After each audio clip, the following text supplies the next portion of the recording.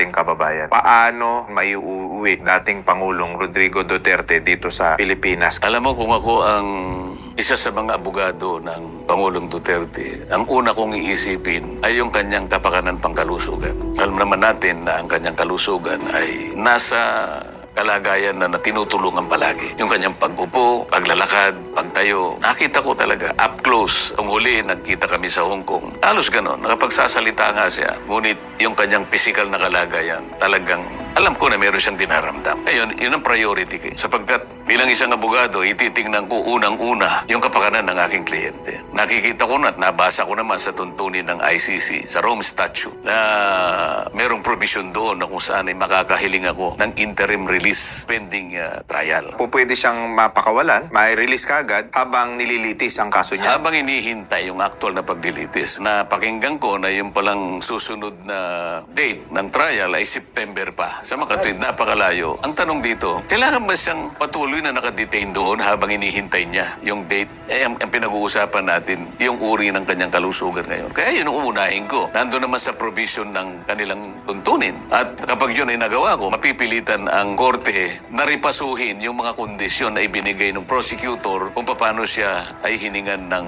warrant of arrest. Kasi mandatory na kapag merong humingi ng temporary or provisional release, mapipilitan ng korte na reviewin niyang mabuti, ripasuhin niya yung mga ibinigay ng prosecutor na mga kondisyones kung bakit kinakailangan siyang maaresto. Halimbawa, sinasabi doon na maaring hindi siya makipag-cooperate kaya natin siya inaaresto. O maaring ma-endanger yung proceedings, yung investigasyon kung hindi natin siya arestuhin. Sa kalagayan niya ngayon, baka hindi na nananaig yung kondisyon na yun. Marireview ngayon. Ngayon, kapag hindi na-satisfy ang korte sapagkat alam niya na ang kondisyon na ito hindi na umiiral, pwede siyang i-release ngayon with or without condition. Kahit na halimbawa sabihin na, o sige, re-release kita, pero bibigyan kita ng kondisyon. Marami kasing kondisyon na pwedeng ibigay yung korte. Nasa tuntunin din nila. Halimbawa, sabi niya, huwag kang pupunta sa lugar na pinagbabawal namin pumunta ka pagka ikaw ay nakauwi na. Mananatili ka lang sa lugar na gusto naming nandun ka. Huwag ka makikipagkita doon sa mga witnesses o kaya doon sa mga nabiktima. O kailangan kang mag-post ng bond. Hindi ka pwedeng gumawa ng mga professional activities na aming i-specify. Mga ganong kondisyon. Ipilitin ko na satisfy yun para lang maiuwi ko ang dating Pangulo. Legal ba at tama ba na siya ay inaresto? Bago ko sagutin ang tinatanong, magsisimula ako doon sa premise na sinabi ng ating Pangulo nung siya i-interview at magkaroon ng press con ungkol sa bagay nito. Sinabi niya na ang pag-aaresto ay isinagawa ng ating pamahalaan bilang pagtugon o compliance sa obligasyon ng ating bansa sa Interpol. Sa mga tweet, kung Interpol pala ang kumausap sa ating pamahalaan para maisagawa yung pagsaserve ng warrant of arrest, iniisip ko dapat yung Interpol representative ay nakita ko. Sino ba dapat ang Interpol representative? Kasi nakita lang natin doon si General Torre nagbasa ng Miranda rights at siya ang nag-serve ng warrant. Kasi dapat sana yung nag-i-interview, tinanong siya, kayo po ba ay miyembro ng Interpol? Kayo po ba yung kinasangkapan ng Interpol? Pero kung napakinggan mo yung dalawa na nagsasalita, itong General Torre at itong General Pajardo, silang nagsabi na nakiusap yung PCTC sa kanilang Chief PNP na bigyan sila ng police security and assistance. PCTC? Ano yung PCTC? PCTC is Philippine Center on Transnational Crimes. Ngayon, So sila yung parang may jurisdiction. sila dapat sapagkat sila yung local counterpart ng Interpol. Kung totoo na tayo ay tumugod lamang alang-alang doon sa ating obligasyon sa Interpol, bakit hindi yung representative ng Interpol na counterpart niya dito sa ating bansa, yung head ng PCTC ang nagsasalita? Sa tanong mo kasi, kung legal o hindi, paano magiging legal kung hindi naman siya nag-serve ng warrant? Paano magiging legal kung hindi man lang nakita na dala-dala niya yung physical, yung hard copy ng warrant of arrest? So walang nakapagpakita habang ang Pangulong Duterte ay inaresto nung dumating siya, ganap yatang alas 9 pasado ng umaga. Ibig ba sabihin, madiditini mo ba ang isang tao nang wala kang inihain sa kanya o ipinresinta sa kanya nakapirasong papel na kung tawagin ay warrant of arrest? Yun ang unang tanong ko, paano naging legal? Pagkatapos, ang gusto ko sabihin, kung talagang merong warrant of arrest na dumating yung head ng PCTC ang dapat na nag-serve ng warrant sa Pangulong Duterte. Yun din ang tanong ko, bakit wala? Yan ang gusto kong itanong. Sino ba yung head ng PCTC na Ang yan? pagkakaalam ko sa huling check na aking ginawa ay is a former general by the name of Anthony Alcantara. Tingnan mo yung website ng PCTC.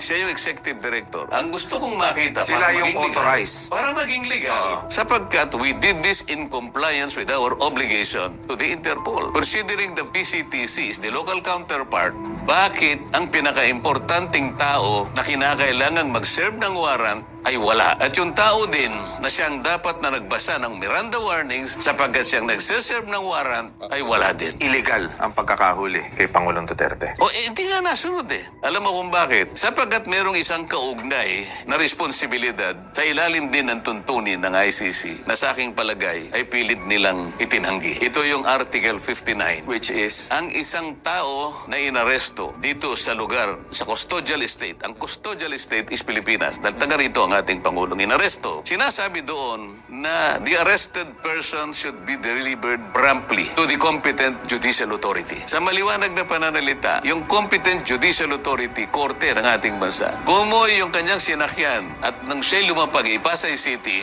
dapat sa RTC ng Quezon City, dinala ang Pangulong Duterte. dapat dito muna sa hukuman natin. Ito yung hindi. Oh, yun ang nakalagay sa Article 59. Eh. Competent Judicial Authority of the Custodial Estate. Sino ang Custodial Estate? Philippines. Sino yung nakakasakop ng Pasay City? Regional Trial Court, Pasay City. Yun ang sinasabi ng batas. Bakit hindi dinala sa RTC ng Pasay City para sa ganon ay madetermina natin ang tatlong bagay na may kinalaman sa kanyang karapatan? Una, kinakailangan nating masuri, kaya kailangan ng korte. Ang korte lang ang pwedeng magsuri kung yung warrant of arrest ay aplikable sa kanya. Pangalawa, kung yung pagsaserve ng warrant ay nasunod ang proseso. Pangatlo, kung ang kanyang mga karapatan ay na-observe. Ngayon, kung hindi dumaan sa RTC ng Pasay City sapagkat diniretso sa Villamor Air Base, korte ba ang Villamor Air Base? Hindi. Ano yun? Military base. Talagang abduction, kidnapping, interrelated. Hindi mo ba itatanong ka, sino ang nagdala sa kanya? Sino ang sumama sa kanya para dalhin siya sa Netherlands? PCTC? Hindi. Sino? Sino ba nagdala sa kanya? May nakita ko litrato eh. Nakasama doon. Bukod kay Atty. Medjaldea, yung dati nating executive secretary, ang nakita kong sumama sa kanya, para sigurong yun ang inakala nila na PCTC. Hindi eh. Yung nagpunta sa kanya na sumama sa eroplano hanggang sa Imayhatid sa Netherlands ay yung ambassador ng OSCE. Ano yung OSCE? Ang OSCE is the Office of the Special Envoy for Transnational Crime. Hindi siya Interpol.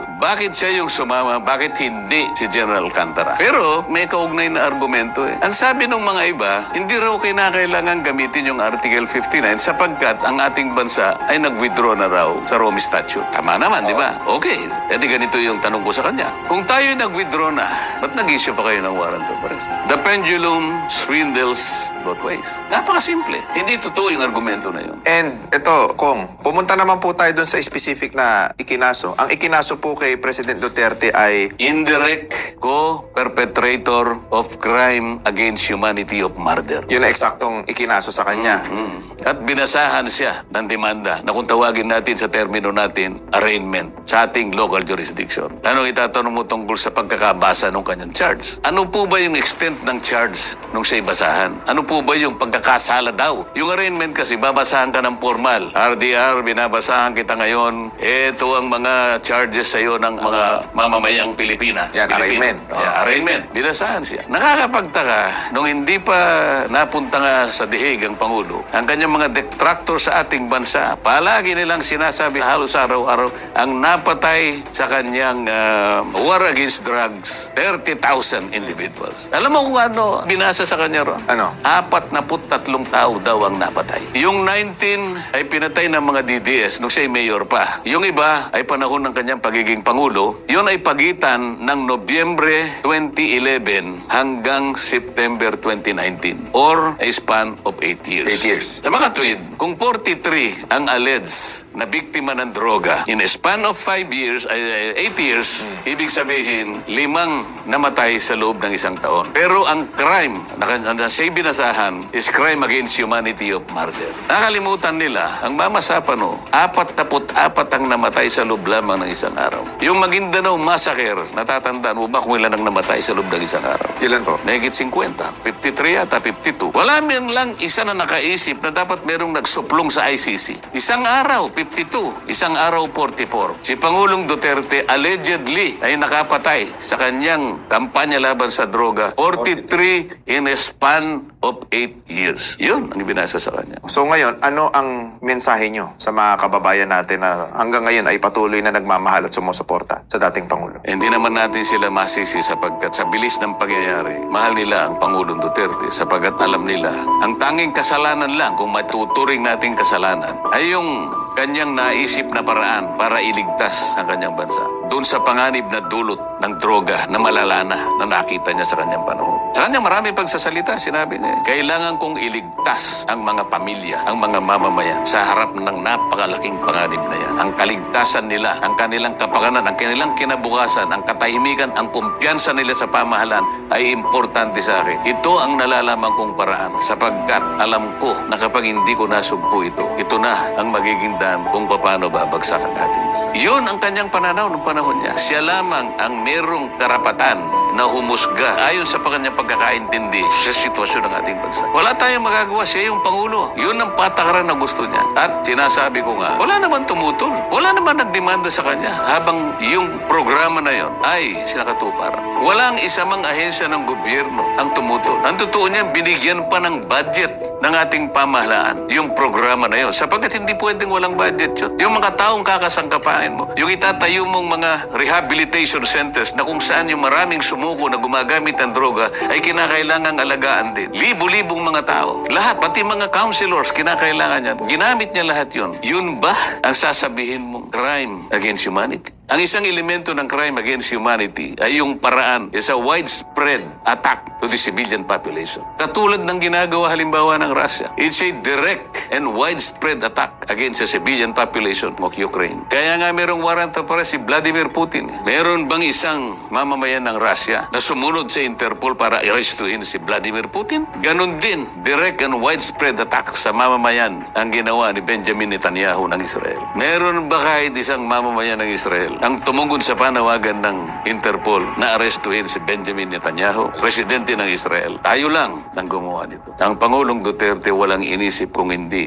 ang kabutihan ng kanyang bansa. Ito ang paraan niya. Prerogative ng presidente yon. Kanya-kanyang pamamaraan kung paano niya nakikita, kung paano niya isasalba sa nakaambang panganib ang kanyang bansa. Walang makakatutol doon sapagkat yun ay discretion and prerogative ng isang presidente. Pagkatapos ngayon, ni isa walang bumangon na kaso laban sa kanya. Ngayon, ipagkakanulo ng mga Pilipino at sa ihahatulan, uusikin sa banyagang hukuman. Pagtatawaran tayo ng buong daigdig. Panatilihin natin ang kapayapaan. Alam kong nagsisikip ang dibdib. Kailangan nating magtulong-tulong alang-alang sa ating bansa. Let us stay together. And let us utilize our collective fortitude to help our country in this emerging crisis. Sabi ko, ako naniniwala na ma-overcome natin itong pinakamabigat na krisis na dinaraanan ng ating bansa. Kong, siguro bago matapos tong interview natin, ano ang huling mensahe mo sa ating mga kababayan? Alam kong tayo ay nasa emerging crisis. Ngunit huwag tayong magpapatalo. Iisa lang ang ating bansa. Ang Pilipino ay resilient. Ang Pilipino ay alam kong makalalagpas kahit gaano kahirap ang kanyang pinagdadaanan. Kailangan lang ay magtiwala tayo sa Panginoong Diyos. Lakas ng loob lang. Huwag tayong magpapatalo. Huwag panghihina ng loob. Darating ang panahon, ang katarungan pa rin ang mangingibabaw. Maraming salamat.